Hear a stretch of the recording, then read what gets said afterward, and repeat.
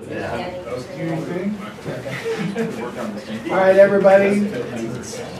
My name is Larry Condon. I'm your salesman with Haldeman. Adrian Rollins, our sales manager at Haldeman.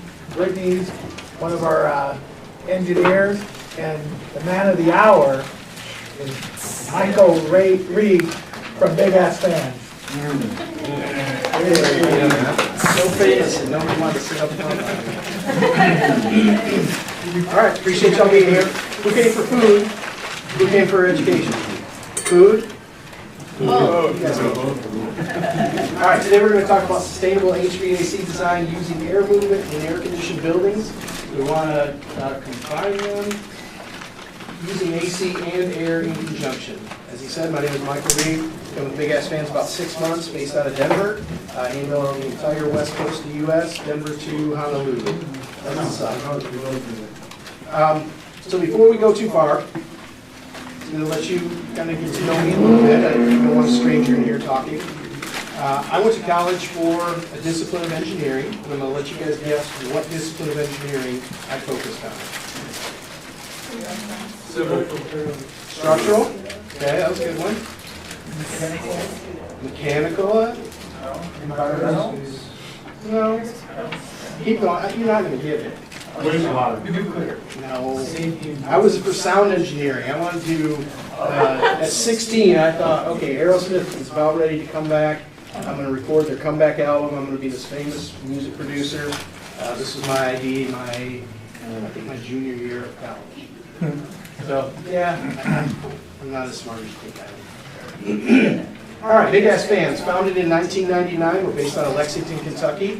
Those are our 3 buildings there. One is the sales office, one is our manufacturing, and one is our R&D lab. R&D lab, 45,000 square feet. Allows us plenty of space. There's actually a divider there, like a plus sign, that's separated into 4 quadrants, so we can do testing on fans in each of those quadrants and not impact the other ones. Beautiful facilities. A couple key facts about Big Ass Fans, largest manufacturer of HVLS fans. Everybody knows what HVLS stands for? High volume, low speed. So big fans, moving a large volume of air, but at a low speed. You'll see them turning very slowly. We operate in over 75 countries. PFX is our best-selling fan worldwide. I think we've sold, the last stat I saw was a little aged. It was 1.1 million. I know it's well above that. A lot of fans. On our industrial fan lineup, we've got the Powerfoil X and Powerfoil D. Those are our 2 premier fans. You'll see the Powerfoil D is the only direct drive fan in that lineup. Everything else is gear driven. Powerfoil 8, as we're stepping down in our warranty as well as in our price point. Powerfoil 8 falls just under those premier fans. I would say if you're going to step down, go to the basic 6. That's going to be your lowest cost.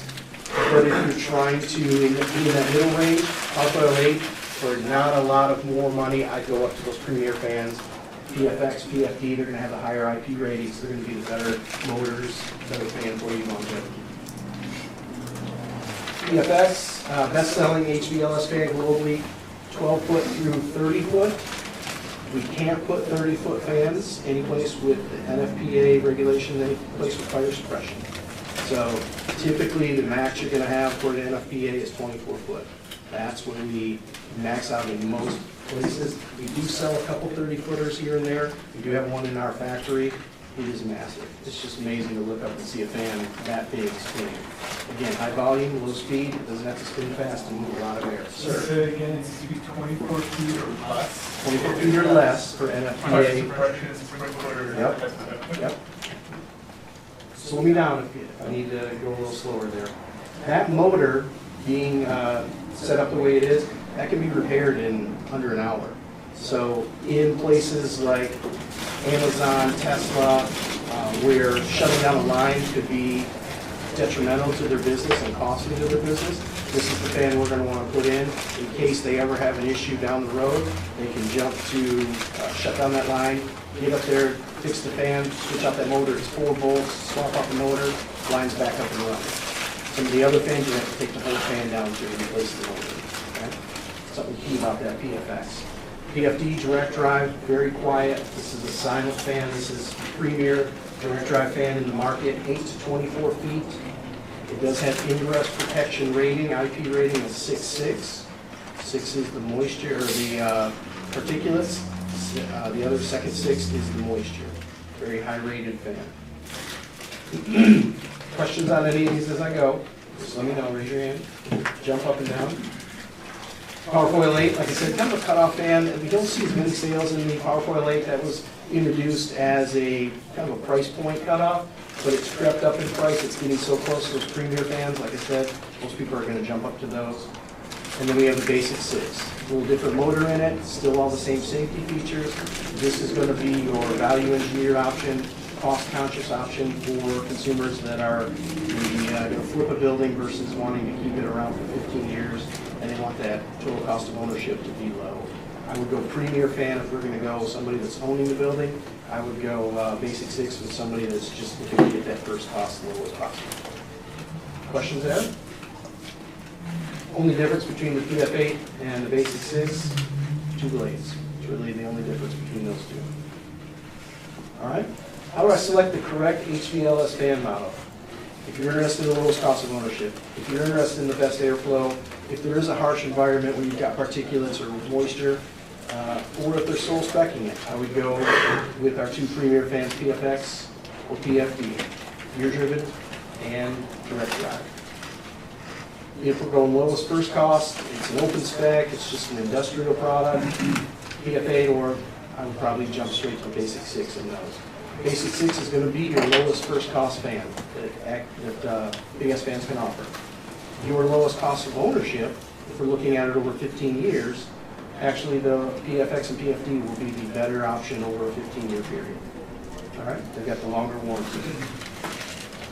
The controllers that we use for those, the WSC comes with each fan, wired standard controller. It is 1 fan, 1 remote, or 1 controller. The better option would be to go to that BAFCON. I can set that up password protected. You've got a dial there, 1 to 100. You can dial that fan in to whatever speed you want. It works for the thermal comfort of your occupants.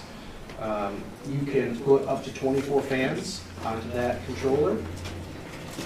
You can group them. I can group all 24 and they would all do one thing, or I could do them all individually. I cannot group multiples. I can't do 4 fans over here by this sort pick area and 6 fans over here by the loading docks. I'd have to have 2 different BAFCONs for that. So I can either do them all the same or all individual. That's all done by daisy chaining them together? Or Correct. how's that published? Yep. Cat5 cable up to the fans and then a splitter off to the next fan. Questions on BAFCON? That's easy. You're just here for the food. Jersey Mike's. That's the backside of that BAFCON Cat5 up. All right, some performance clearances for our fan. How do we know what size fan to put in a space? I'll tell you a basic rule of thumb I always start with. What's my ceiling height? I want the diameter of the fan to be 1 diameter above finished floor. So if we're starting with a space that's 30 feet, all right, I'm already thinking I can put a 24-foot fan in there and have 6 feet above it to feed the fan. If I'm starting with a space that's 20 feet, I can't go that big. Now I'm thinking we got 14-foot fans, 16-foot fan, maybe max. Still have to have space above it. So 14-foot fan, 14 feet above finished floor, 6 feet of space above it to feed the fan. So that's my initial process of how I'm thinking what size fan to put in a space. You want to have 2 to 2.5 times fan diameter center to center apart. So think back to where I said on the BAFCON, you can have 24 fans hooked up to that. You have to have 2.5 times diameter between each fan. How big is that building? How far away is that farthest fan from the BAFCON to put 24 fans on that one controller? If somebody over there wants to change the fan because they're too hot or too cold, they've got to walk a long distance. Usually with my BAFCONs, I will recommend that you place them in strategic areas. This one does this area. This BAFCON for this group of fans. Keep it local to where people can control the fans in their area. Does that make sense? Mm-hmm. Also, the airfoils, the minimum I would go 0.75 above finished floor. Usually the rule of thumb I say is 1. So 1 times the diameter above finished floor. You can cheat that a little bit, but I wouldn't go much lower than that. Think about when you see people jump out of a helicopter, it's the first thing they do, get duck. You don't want a big fan spinning too close to your head, right?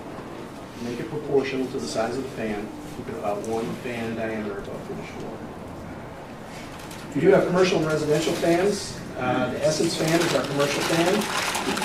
Very good looking fan, still a little bit of that industrial look, but moving more towards something that you would see in a commercial space. It's not as industrial, it's not as warehousey as some of those other fans we looked at. You see that dividing line right there? We talk about all of our industrial and commercial fans in feet. That dividing line right there separates us from the residential end of our line. These small ass fans, if you will, those we talk about in inches. So that's the dividing line between our fans. We do see the Essence paired quite a bit with the Haiku, specifically the Haiku L. Haiku it's an expensive fan. It's a nice looking fan. Bamboo pressed blades. They are balanced at the factory. They are matched. They know that they're going to go in this spot. They're numbered, corresponding spots on the motor, that it's going to be perfectly balanced. It is an expensive fan. It is a phenomenal fan. I have a Haiku L in my house, moves a ton of air. And we're getting a Haiku for the living room. Moves a ton of air. The Essence and Haiku work very well in commercial spaces. In educational spaces, I see the Essence and the Haiku L paired together. Most of the time, the Haiku L is going to be right on white for tools. Questions there? So, what is the difference between the L and the Haiku? I can't hear you, too far away. What is your Did you not hear me actually? What does the L mean? The L means, this is going on YouTube, I won't insert any jokes there. Haiku L is going to be a lower cost option, so that's going to have resin foils, whereas the Haiku has the bamboo foils. So it is made offshore. Haiku is produced in Lexington, Kentucky. Haiku L is made offshore. Okay. So it's more expensive. Yeah. Well, once people figured out where these certain countries were, yes. We were hoping it would stay off the map for a while, but it didn't. Essence fan, 8 anodized foils, 8 foot through 14 foot diameter, gearless direct drive motor, up to 10-year warranty. Standard colors are silver and black on that. I6, another great fan for us, a little smaller. We're getting down into our residential fans, where we're talking about them in inches here, so 5 feet up through 8 feet. Very energy efficient fan. You can control these through your Bluetooth remote and through your voice integration through your Amazon or your Google Home. There's the Haiku with the bamboo blades. The Haiku Coastal is something we've come out with. Coastal, I think, does it a disservice. It was designed initially to be within 50 miles of the ocean coast. We were having problems with fans with that salt air, and the Coastal takes advantage of the fact that it's all sealed. None of that air is going to get in there and damage that fan. One of its biggest strengths, though, is the Coastal can handle winds up to 163 miles an hour. So I see applications for it in inland areas where it's very windy. Texas, Montana, Colorado, and a lot of winds coming down off the mountains there. This could be a key fan in a variety of different applications. Don't pigeonhole it just to 50 miles from the coastline.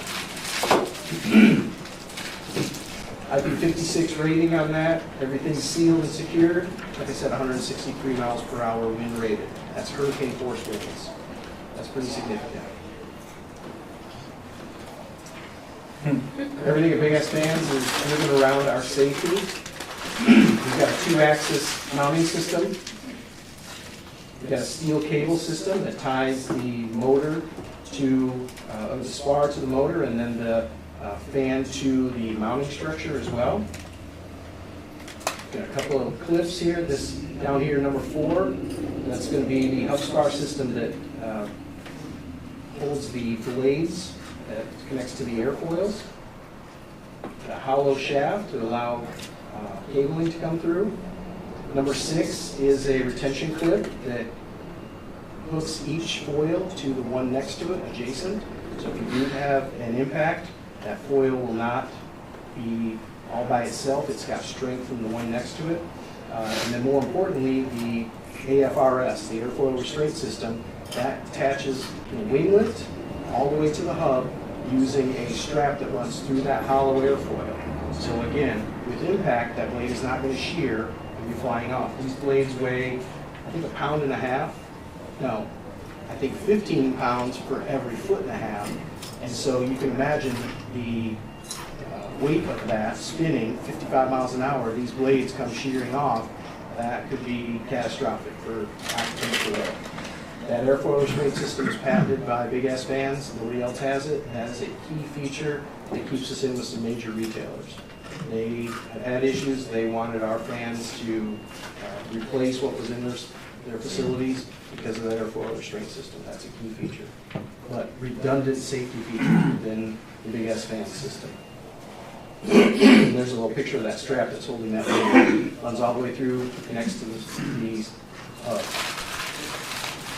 There's a picture of a Costco in Texas after a tornado went through.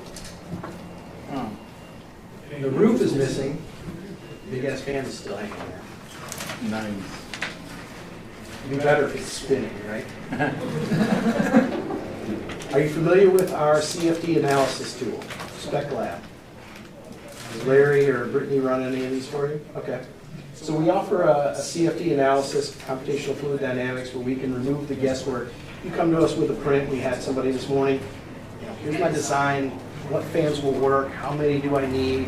Can you prove to me, help me prove to the owner and the architect what is going to happen when we put these fans in, how we're going to move that air, what it's going to look like.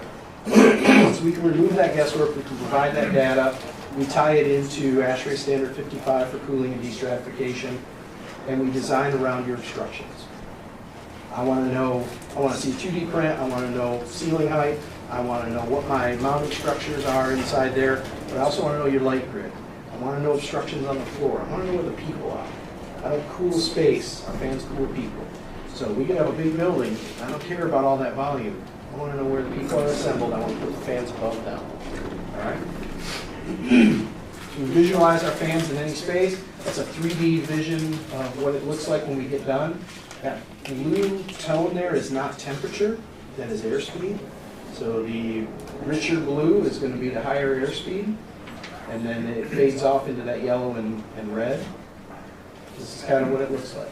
We've gone from that, just trust us, take 3 fans and you'll be fine, to showing you exactly how that ties into ASHRAE Standard 55.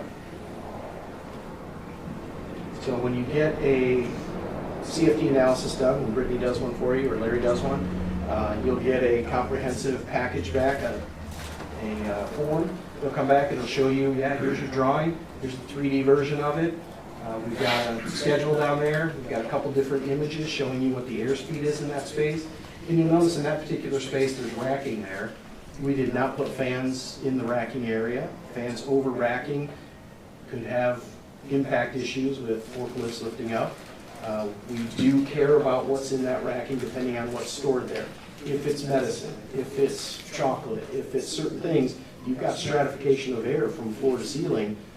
Your product at the top is going to have issues with longevity. So there are other solutions that we could put there other than HVLS fans above that racking to cool that area. In this particular instance, we cooled where the people were. And then forklifts are going to go down to the racking and come back out. They're not going to spend a lot of time down there. So in this area, what we're showing there, there's a couple blue zones. Those are the zones that the customer was concerned about. That's where our focus was. We're going to put fans where those zones are. We're going to cool where the people are. Getting back to the velocities, Yes, sir. what's a good velocity where you don't feel the draft of the air? Great question. Anybody other than Haldeman know that answer? There's air movement in this room right now, but we don't feel it. Nobody feels the draft, I'm assuming. Usually we do a draft at like 50 feet per minute. 30 feet per minute, yeah, we would say. 30 feet per minute. And you just try to put that draft in the people corner. Right? Right. Because you don't want that one lady sitting in the corner freezing and everybody else is hot at the other end of the room. So we say 30 feet per minute. Okay. The trick is with my PFD, I'm sorry, with my CFD analysis, I can't tell you this fan at this speed will be 30 feet per minute, because there's variables in there. How high above finished floor, what size fan, you know, I can't dial that in for you. What I can say is that BAFCON, I've played with these with our fans, you can dial it from 1 to 100, 1 degree at a time, 1% at a time. And you can dial it into where, in the winter, I'm gonna pull it back, and I don't feel that air moving, which is what you want. Yeah. Or I wanna crank it up because we need some elevated airspeed to cool us down. Because I just see them all in the 90s to 100. As far as the, Oh, the fan yeah, velocity. that's feet per minute. Oh, okay. Yep, that's feet per minute, that scale across the top. Yeah, those colors are not temperature. It is kind of misleading because we tend to think blue is cold and red is hot. It looks like it's hotter, there's just not as much movement, there's stagnant air. Sir? Do you use it for temperature or just velocity? Like Right. if we gave you air conditioning inlets and outlets, does I the can't CFD tie that in. I can't overlay your system and how it would impact, how it would work in conjunction with mine. Yeah. I can tie into that thought, but Yeah. in my CFD analysis, I Can you can't tell put me it how in. good it is? Great, okay. And we'll touch on that in a little bit. That's good. All right, so hot facilities, you're gonna use more AC. Cold facilities, the heat's gonna be running more often. Where's our thermostats? Typically down at the occupant level. In a tall facility, you've got that stratification of air. You've got hot air up at the top, and it's usually about a degree per foot of stratification. A 30-foot building, it's gonna be 30 degrees hotter at the ceiling than it is at the floor. We need that airspeed to move that air, de-stratify that space, get that air where the occupants are, satisfy your requirement on your thermostat. So let's talk about some of the airspeed. We can provide up to a 10-degree cooling effect, but you see that's way out at, because I'm old, thank you. We gotta have, Me too. you know, several hundred feet per minute of air movement there to really realize that 10 degrees. If we had 300 feet per minute of airspeed in here right now, you guys would be blowing your sandwiches off the table. That doesn't work for every application. So you've got to think of it in terms of what is the space being used for. In that first space, maybe an office or a school environment. So you're going to get that speed up to 150, 120 feet per minute maybe. Somewhere in there you're going to experience paper flutter. You're not going to want to drive that fan too much higher there. In the next zone, you could achieve a couple more degrees of cooling, but that's going to be more physical exertion. The net rate's going to go up on your occupants. Dance studio, fitness application, Planet Fitness, people are in there sweating. You're going to want higher elevated airspeed in those spaces. So we can achieve a pretty dramatic increase in perceived cooling on the occupants. I think if you're standing outside on a sunny day, pick a temperature, doesn't matter, you're hot. If the air is stagnant, you're hot. You've got this envelope of heat around you. A breeze comes across your skin, it's going to wick that away, it's going to allow your body to reject heat, you're going to feel cooler. The ambient temperature hasn't changed, but that elevated airspeed has now cooled your body. That's what we want in indoor spaces. We want to find that equilibrium for thermal comfort. When we talk about destratification in the winter, we see a lot of heat loss through the roof of poorly insulated buildings. Putting a fan in there and blowing the fan down will destratify that space to about 2 degrees, pretty homogeneous, and across that whole space. We'll mix that air much better. Do we do fans in reverse or forward? What do you think? Depends on winter or summer, How do you do them in reverse? bring the hot air down. Winter, So you bring the hot air down by blowing it up. To reverse it, you or put the air out. Forward. I would argue, Forward to bring it down, blow forward to bring it down. yeah.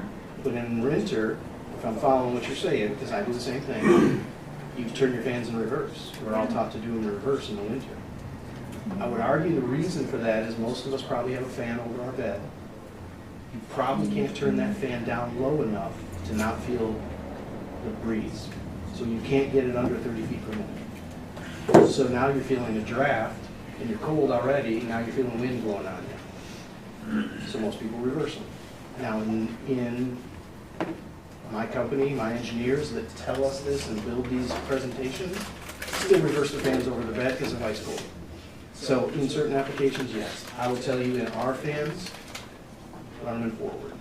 You will be more efficient. Those blades are designed to move air more efficiently in a forward rotation. Think of an airplane wing. It's designed to fly forward. Doesn't work as well going in reverse. They're more efficient in forward position, and you're not slamming that air up against the ceiling, that hot air, and trying to get it to force it all the way down. That air is naturally going to kind of nest in that upper region in these bigger buildings. Okay? It's going to stay and circulate right up there. You want to get that air moved all the way down to avoid that 1 degree stratification per foot. I would say blow it in forward. Get that air moved, destratify, homogenize that air. Now it satisfies the thermostat down at the occupant level. Your system's going to run less often. You're going to be more efficient. Sir. That makes sense, and you're saying the reason. Thank you. Yeah, but if I go to the builder grade ceiling fan, not your ceiling fan, and read the installation manual, I've got a switch on my fan, which I've never touched, that I can switch in the heating system, which blows out the ceiling. You're telling me the reason. You're telling me. You're telling me, yeah,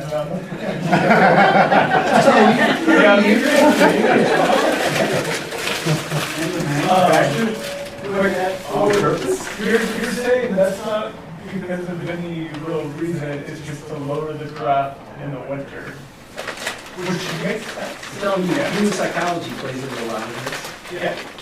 which we'll talk about. Department Department of Energy says you can't sell a fan in the United States if it doesn't have the option to be in reverse. So legally, every fan has to have a reverse. So might as well have something to market it with. Whether you choose to use it or not, it's up to you. I will tell you, you cannot turn a 100 fan down slow enough to not feel the breeze when it's 5 feet above your bed. I have a Haiku L on my bed that runs in forward and has 7 speeds. Once again, I have more speeds, I have more options.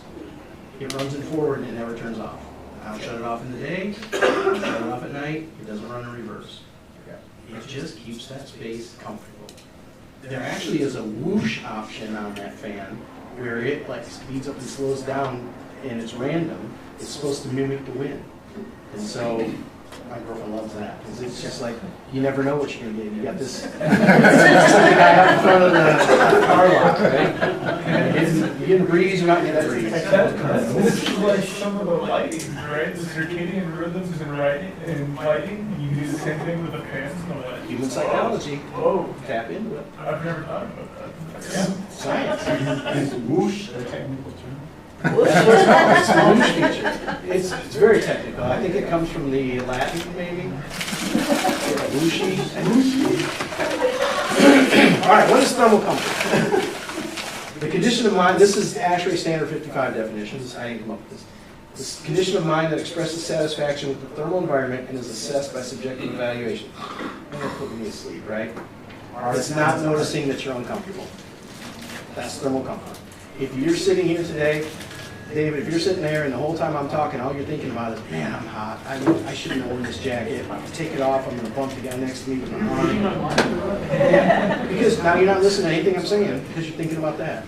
If you're sitting in class and you're thinking, oh, I'm freezing, I should have brought a sweater today. Where is that black sweater? I would look really good in that. I think it's hanging on the back of my door. I should clean my room. You're missing everything that the teacher's saying, right?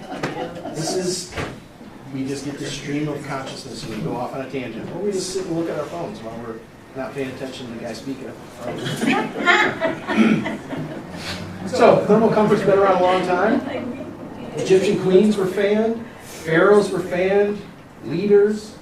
Popes, English royalty, everybody loves thermal comfort, right? ASHRAE Standard 55 says there are 6 pieces to that thermal comfort. 4 of them are environmental. You've got humidity, airspeed, air temperature, and radiant temperature. And then 2 of them are personal. Your met rate and your flow rate.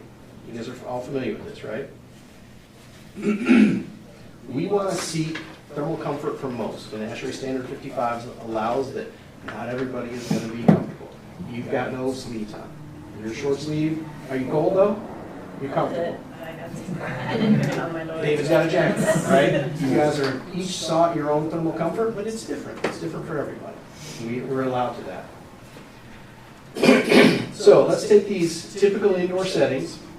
Air temperature 75, it's indoor, so radiant temperature is the same, humidity 50%, airspeed 30 feet per minute, perceptible. Net rate 1.1, so this typical office, business casual, I'm sitting in a computer and I'm typing. Flow rate 0.6, I'm probably a little higher than that. I got cowboy boots on, I got quarter zip, I'm probably like 0.75, right? So that's our flow rate, we got to take that into account. This is a lawyer's office, so they're wearing 3-piece suits. This is Planet Fitness, and they're wearing Lululemon and a sports bra, you know, they're running around. So net rate's going to change, flow rate's going to change. Those are the 3 factors right there that I want to focus on. Temperature and the airspeed. Are you familiar with the CBE thermal comfort tool? Center for Built Environment, Cal Berkeley, created this tool. You can plug in those 6 factors right there that we just talked about, and it will plot that and let you know, are you ASHRAE Standard 55 compliant? And there's a couple pieces in there that it's looking at. It's looking at the PMV, the predicted mean vote. I took a survey of everybody in this room. Are you comfortable? Are you comfortable? Rating on a scale of -3 to +3, with 0 being neutral. And we plotted that. Would we come out within that range of being between -1 and +1? PPD, predicted percent dissatisfied. Again, ASHRAE Standard 55 allows that up to 10% of the people in this room are going to be uncomfortable with the temperature setting. My mom was always freezing. She'd have 2 sweaters on. Her hands would still be cold. I'm over here taking things off because her house is still too hot for me, even when she's cold. So we allow for that. So we plug those factors in, we come find out that we're ASHRAE Standard 55 compliant. What I'm proposing to you today, a shift in that, and this comes back to human psychology that we talked about. If you were to raise that temperature to 80 degrees, but you were to elevate the airspeed in that room, in this case 145 feet per minute, would you still be thermally comfort for your occupants? Would you still achieve thermal comfort for your occupants? Thank you! Please, thank you! I've been waiting for someone to sit here. This is a star student right here. You get an autographed fanny later. That's our name of our donkey. Don't take that. Would we still achieve thermal comfort at a set rate of 80 degrees? Now, we talked about human psychology earlier. If I told you you were going to come to work every day and it was going to be 80 degrees in your office, we have a perception in our head that 80 degrees is hot. If I asked any of you what's comfortable, you would name a number. I sleep in a lot of different hotel rooms. I'm always changing the temperature. But in some locales, it might be 69, and in some locales it might be 72. It depends on the system, it depends on the environment of what I find thermally comfort at that moment when I'm in that place. But 80 sounds hot. But with an elevated airspeed, again, can I move that moisture away, or that heat away from my body? Can my body reject heat at the rate that I will still be thermally comfortable? According to this chart, if I plug in that temperature, if I plug in that airspeed, I have still achieved the same level of thermal comfort as I did at 75 degrees with 30 feet per minute airspeed. Sir. Does that ASHRAE 55 talk about the clothing level? I never heard of that. The flow rate? Yeah, the flow. And how accurate, how do you... So they've got a whole chart, like a t-shirt, underwear, socks, dress pants. Yeah, there's a number you can add up what you're wearing and to come to that flow rate. And that's like the average? 0.6 is office. That'd be what you're wearing right now. You're 0.6. I mean, I'm assuming. Yeah. Yeah. If you're below probably 0.5, yeah, there's an HR call coming your way. We have a copy on the server if you're going to take a look at it. It's probably an older copy. All of the active standards that are in code, which 55 is, are available on their website, so I can send that link up to the group. So it's good for you to have that thing open from time to time. It only covers office buildings, so it's very, it's what we use to do everything for comfort, but it's only used for office buildings. So just keep that in mind, because we can get outside of it when we get other stuff. Sure. So, going back to my initial example where it was just AC alone, are those calculations pretty similar to what you're using when you're plotting this? 75 degrees, 50%? Yeah. We usually list the temperature range, the humidity range, or no humidity control Right. most of the time. Now, what I wouldn't say is, okay, plan to this, do your calcs based on this, knowing that nature's gonna take over. And you're gonna say, I'm gonna design it so that they're gonna run it at 80 degrees all the time. Because somebody's gonna come in there and go, this says 80. We were talking to a customer this morning, he said they had an office, they had a variety of different people sitting out here, some people hot, some people cold, so they went and installed dummy thermostats in everybody's office. And everybody had the little number that they set theirs to. In their head, they were happy, they were comfortable, right? But the only one that worked was the one in the vice president's office. And so he controlled everybody's temperature. It's psychology. So eventually, we're gonna have people carrying around thermometers. To check? We've got students in schools that are giving feedback without looking at the thermostat, complaining they're uncomfortable. Well, what's the That's Cal? the future. We got a Cal OSHA requirement that has to be 82 degrees, right? I think 82 is the number. Well, you have people are gonna be looking at that going, well, as soon as it hits 82, I'm going over there to go to my break station and get some drinks and get a rest. Yeah. When I shared that with my customers in Phoenix, they laughed. They're like, 82 degrees? Heck, we wouldn't get anything done if we had to be below 82 degrees to work. How long is that thing? How long is what? Yeah, how long has that Cal OSHA requirement been around? Because I've definitely been in hotter classrooms like all through my school. That's pretty new, isn't it? That Cal OSHA? Challenges I did last year. Yeah. Okay, I don't, that makes sense. we haven't dealt with any of that, but that's for like warehouse facilities. That's for every place where Great there's- application. Every place where people are working, is what I understood it. So, yeah, The new e-illness prevention that was rolled out like a year ago. elevate the airspeed, solves everything. So you will have sensitive, non-sensitive environments, industrial environments, yeah, we can have elevated airspeed in there, we can crank that up to, 100, 200, 300 feet per minute, depends on the environment. We're not gonna have any disruption there. If we did go into, this is another CFD analysis there, if we did go into some sensitive spaces, yes, you're gonna have some things that you wanna take into consideration. Ceilings, you're gonna wanna look at what the use is, how close the fan is to the occupants. Paper flutter comes into play there, noise comes into play. Right? Put in the right fan for the application. We do see a lot of fans in educational environments. The Haiku L, the resin fans, good cost. That combined with the Essence would be in like a library or a common area. We see our HVLS fans in the gymnasiums, we'll talk about that. So in a sensitive space, I'm gonna keep that airspeed down, 100 feet per minute, 120 is probably pushing it for that paper flutter, but according to that, I can still achieve a 5-degree sensation of cooling. So I can offset 5 degrees there with that elevated airspeed. Couple of pictures there for you. So there's a typical setup in our CFD analysis. We take into account those obstructions. We put in the desk, the teacher's desk, and we show you what that's going to look like, what that air's movement is going to do in that space. Bigger fans, Essence fans in a bigger area, cafeteria like we talked about. Move some more air, bigger blades. I still have to take it into consideration the light grid there. I want my fans to be about the same level as the lights. If I'm hanging lights like that, my fans are above them, they're going to sway the lights. If they're below them, you're going to strobe, and it's going to be like a disco in there, and could affect some people. Gymnasiums, what's the first question that I get every time I put a fan over a basketball court? Damn right I would if I was in high school or in middle school. Every chance the teacher's not looking, I'm throwing something. Yeah. We do have a video on our YouTube channel. It's called When the Ball Drops, and we brought a bunch of kids, a bunch of workers out in our warehouse and had them just chuck everything at it. Now, in a real environment, you're not going to have the teacher turn their back long enough for 30 students to just be throwing something at the fan. If that fan hits back, the blades would catch those balls and send them flying. I'll make it more desirable. Hey, up on top would be like popcorn up there. Yeah.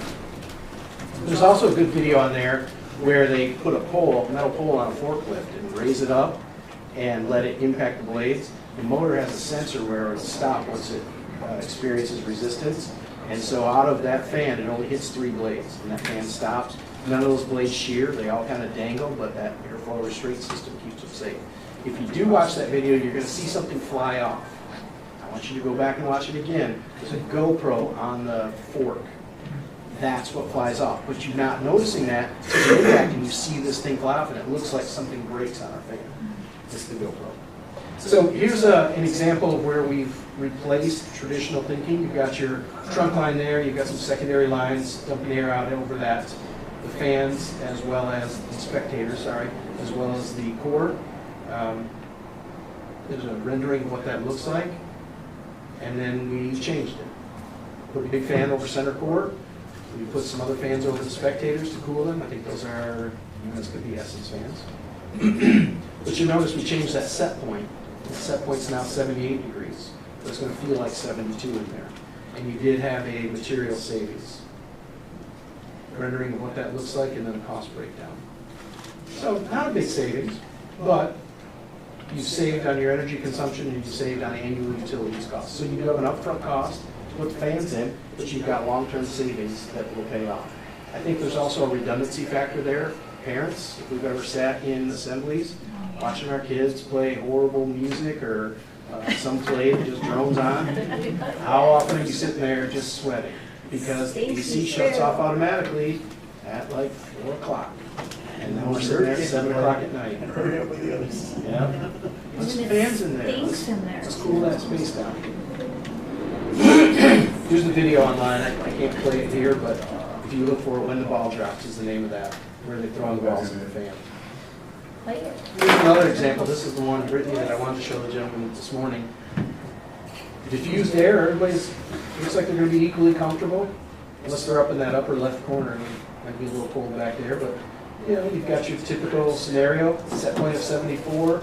You got the materials, $561 a square foot. Could we do something different with that? Maybe. Looks like pretty much every office. What if we ran center trunk line and put Haiku fans in there? Mix that air. Shoot the air out, make it look a little nicer. Raised our set point 4 degrees, and we saved a bunch. So your savings on that, a little industrial look, that might not be everybody's taste, yeah. But you save $3.15 a square foot, and you've got long-term utility savings there. So it's something to think about. Incorporate these fans into your designs. They say, DOE says that you save 3 to 6% for every degree on the thermostat that you raise it in your annual budget. So thinking through air distribution with fans, or we don't do a lot of fans, and where I have seen them. No. After today, After today, we were looking at fans everywhere. Well, we're Not just spectators. We're Big ass thinking of fans. mixing just with diffusers and air conditioning only. With fans, how do we mix our diffusers with the fans best? Or we're just trying to dump the air in the area of the fan and let the fan do the mixing. The dispersing. So go back to the picture at the beginning of me as a young college student. That's my understanding of HVAC stopped right there. Yes, the fans are going to do the mixing. Yeah. You know this business more than I do, you may be able to speak to that a little better of exactly how that works. But yes, you dump that air out in there, those fans are gonna mix it, and through that CFD analysis, I can show you that. And I can't overlay where your air is going to come in and what rate of speed and all that. You can't put that in there, you've gotta imagine that, but I can show you with that air in that room, what it's gonna do Okay. and how it's gonna mix it. I mean, we're gonna get as aggressive as we can with that. And if I can dump it into the fan circle and get that mix together, well, why can't I dump it 2 fans over? So I don't want you dumping it right on my fan, Yeah. because it'll wobble the blades. So I don't want the air coming right on the fan. I don't want the fan, I want them kind of in line with each other, and I have a diagram, a fan distance diagram, to show you I want the air coming down, blowing it underneath my fan, and my fan's gonna spread it from there. And I can share that with you. You can make a note to send them that fan distance guideline. I think it shows the distribution of air. Yes, sir. Going back to those 2 scenarios, where is the energy savings coming from exactly? Are you ramping down the AC units fan and using those fans to mix? 'Cause So they raised the set point in both those examples. They went from 74 degrees to 78 degrees, I think was the example that was given. Okay, so it's just set point savings? Because now, like in my head, now you have 9 fans that you have to run power to, and like, does that include electrical savings, or, because an electrician's not gonna like the solution? Electricians aren't gonna like it? No, because now you're powering like 9 different things instead of, or 10, including the unit, instead of just 1. So I didn't create this example myself. Okay. I would say that based on, and I know the engineer that created it, he took into account the fact that you're powering those other fans, and that is on the other side of the ledger. So yes, say that savings still accounts for the fact of the increased energy use. Okay. Yes. Based on maintenance, cleaning maintenance, all this for the customer. I mean, For how the does- fans? Yeah, how does that come into effect? Because I know in my house, we have to clean those damn fans on a monthly basis. Especially if you're gonna spin them in reverse. If you do that without cleaning them, you're gonna have what? Dust All these storm on dust your fan. bunnies, yes. How do those, So I've seen some fans that look like they're painted black, that are just covered in dust. But they're more of an industrial environment. We recommend that you stop the fan, clean it once a year, wipe down those airfoils, check all the, especially in the industrial fans, you're gonna check the torque on each of the nuts, just to make sure it's safe. That's the recommendation from Big S Fans. but is there like a maintenance contract that Big Yeah, Ass we wouldn't- Fan has? Brittany will come out and clean it. It's her side gig. I mean, how does they maintain? Coachella money. Does anybody have a maintenance contract, or do you guys offer? Not that I'm or- aware of. No. Not most people. Until the Because guy these are at the oil change tells you to change your cabin filter in your car, how often are you doing it? But your manufacturer is gonna recommend that you do it so often. It's just one of those Yeah. things that we have to take on ourselves, we don't think about. It's like the standard thing on fans. They tell you on fans, you're supposed to tighten the belt, do all that. Nobody does it. Tell the belt. Well, yeah, but we offer a service contract through our service department, so You could- Yeah, there you go. we don't know. Maybe that's a. New revenue stream. Yeah, but we don't do. Well, I would say that just would fall under like the building maintenance, like a cleaning crew that comes and cleans the classroom. They brought in. Those are big. So a couple takeaways are coming up on your hour here. I want to be respectful of your time. Fans provide year-round benefits, summer and winter. Even if they're running for cooling, you're still destratifying that space, right? You're homogenizing that space temperature. You're going to have energy savings by not taxing your system as much, using that elevated airspeed to cool your occupants, or keep the space warmer in the winter by utilizing that hot air that usually gets trapped up in the upper spot. Consider quality and safety in your selections. Like we talked about, the redundancy of the safety with Big Ass Fans. Use Spec Lab on your next project. Bring that stuff, flood these guys with your projects. Let them help you. We can do multiple versions of these projects. Once we build it, we take a 2D drawing, we know where your obstructions are, your light grid. We build the walls, We plot in the ceiling structure, and we can drop in some fans, and I hit run on the CFD, and then I hit version 2. And then I move the fans, and I might try a bigger fan or a smaller fan, I move them around. Hit run on the CFD, create version 3. Now I'm off and I'm on a different version. By the time I'm done with that, I come back, the CFD on 1 is done. I'm printing off pictures in your report and sending it to you. 2's done, 3's done, now you've got a good, better, best. Usually people come to me, in my experience, they come to me with too few fans in the space. I have had some of my colleagues say, people have come to them and said, I need 72 fans here. Well, we've redone the space and we can do it in 64. So we're saving them money. Our fans are more expensive, but we're saving them in first cost because we've reduced the number they need because of how efficient our fans are at covering that space. So use that spec lab for your next project. And there are green credits available, I think, through LEED and Living Building for using fans in conjunction with AC. Yes, sir. Say I just had to do one of the, I was estimating it, but the time, so these fans, they come obviously in a box, and we have to install them out in the field and hang them up. What would you say, now I don't, the whole thing there, but what would you say is like the average time it takes to install the actual set it up, not hang it, just, put the blades on? So you don't put the blades on prior. You would hang them out, you would hang the motor, then you would install the blades, one at a time. And you don't. Think about 8 blades sticking out. You've got a small little pie space that you can fit in up there. Get all that done while you've got space to move and to torque those to the right foot-pounds, and then you put on 1 blade at a time. I have seen some pictures. Like I told you, our blades are hollow, and you've got our hub with the spars coming out. They slip right into the blades. I've seen pictures from our install department where people didn't realize part A goes in part B, and they stuck it there and drilled holes and bolted right through our blades. Horrible. Just follow the instructions, people. Gentlemen, read the instructions. Other questions? I'm picking on the guys there. What about seismic bracing? Vibration? No, seismic bracing. These things are pretty heavy. Yes, so And anything they're gonna over... run, they're a few feet below the loop line, so you're gonna need some kind of kicker or some kind of seismic bracing. We have Do they guide come with wires. Do they come with factory tabs?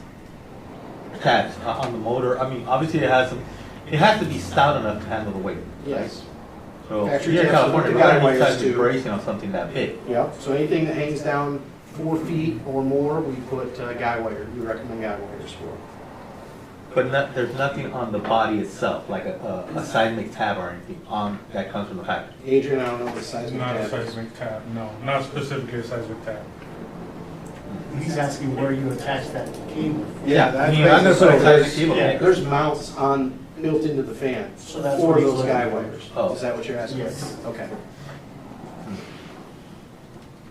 Okay. You're just trying to trip me up, aren't you? No, unfortunately. I'm on to you. Yeah. Yes. So where do we see these used most in the Southern California market? Is it a warehouse solution? Is it a mix of both things? I would say certainly warehouses, but not everywhere in warehouse, again, where the people are. Loading docks, pick sort areas, schools are big. Fire stations, car dealerships.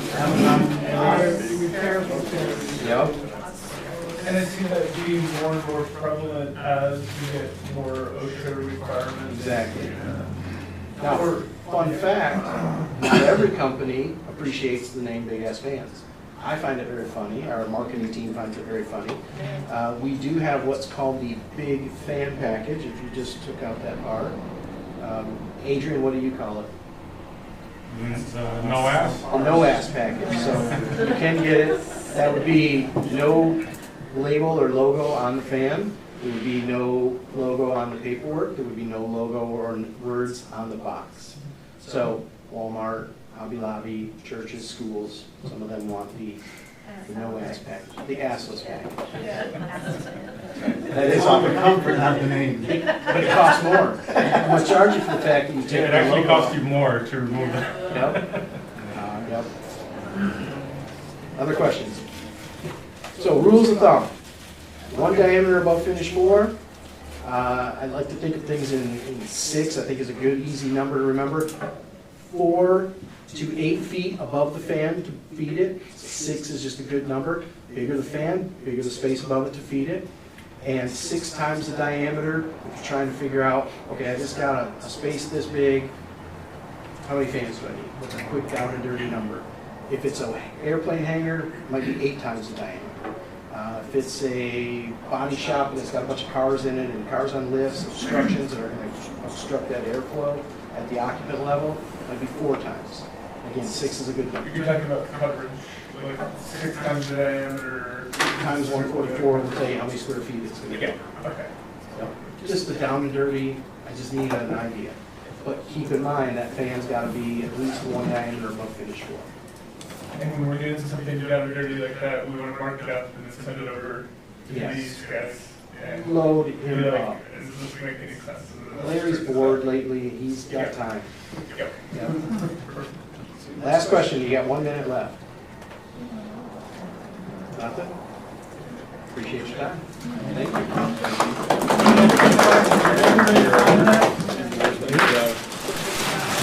Everybody sign this? Yes, please make sure you sign the form that I passed around. Make it all the way.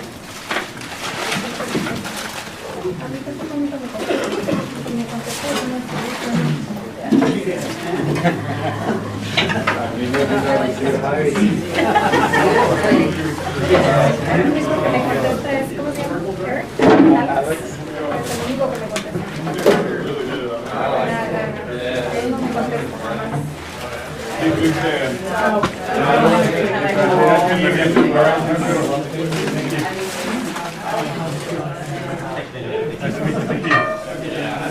That reverse switch is a waste. You think we're trying? It's all a lie. I'm like my boss. Oh, it's up there. Think about right above your bed. Nobody wants to fan blowing cold air on this. I say winter, Southern California. I live in Denver. Nobody wants cold air blowing on them in winter in Denver, so you run them typically in reverse. I figured just 3 inch draft. Hey, guys, have a good one. Or, You're I slamming mean, turn it that, off. yeah, you're slamming that hot air, you should still run it because you're gonna get stratification. See you guys. So, just run them forward. Thanks for having us, guys. Thanks for joining us. All right, go ahead. There's still some other ones. If you want to grab another one, grab another one. There you go. Standard Strong. Easy. Like take out your hunter fan, put in a haiku L, haiku. Easy. Yeah. Keeping it light. I haven't thinking about it. I got more information. That is a lot of money. I tell you this, we're like the Kohl's, never buy anything unless it's on sale. Yeah, We're always running sales, so Yeah, they watch the website. Put on my Amazon wish list. There you go. Put on, thank you. Thank you. I know, I was like, I was telling you yesterday, I was like, that's the picture. That was funny. I was like, you got long hair. Back in the day. Yeah, that's what I was like at. I think it's a lot of Go ahead, there's still plenty left. one veggie. Oh, yeah, go for it. Another sandwich? No?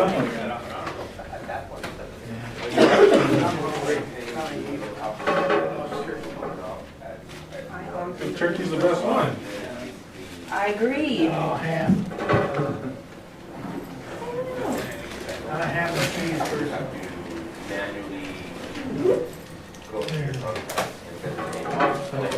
Okay. Yes, This is the ID. The ID was. You gotta do a little self-deprecating humor at the beginning. That's why I asked her, are they a fun group? Yeah. Because I have another slide that I hide, it's just a mobile picture, so I have to decide. Yeah. I don't think I've ever been with a group that doesn't enjoy a little bit of humor and presentation. But I'll move it up a little bit. Well, we'll see how the architects do tomorrow. They're pretty uptight sometimes. Sometimes. I've been to a few, but they've all been pretty good. What's the name tomorrow? Oh, the one, HMC Architects. I think I have. They're in Ontario. I know. All your numbers on. Sign everything. Yeah. I know that guy's email. Really? Yeah, so he just texted me what he Okay. said. But that was after Nico? Yeah. Okay. I don't know. I don't know, because he's from TJ, so I don't know if that's the reason why, that he's like coming out of it's international, I don't know. But like Manuel got there, Manny got it. Oh, he did? Yeah. So like he's the one who sent it over to me. So I was like, That's weird. I don't know what's going on. I wonder now that we're just gonna run to the, what do you say, the white wall? White list or something like that. Have you checked for Barracuda after that? I haven't got like an email that says, Okay. but I can look. Check for Barracuda just to make sure it's not in there. Yeah. Yeah. That's the first one I had that like won't go through. Yeah.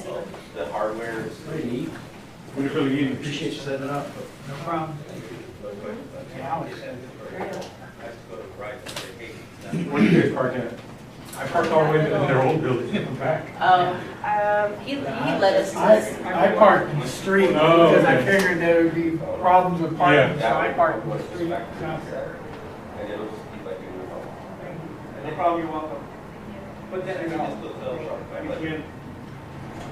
But then I can just go tell, right? I walked in through here. Yeah, okay. Yeah, go ahead and go straight and go through the door. Okay, so I can get that equipment and then I can, if they switch their line. As long as Verizon was the company. Yeah, yeah.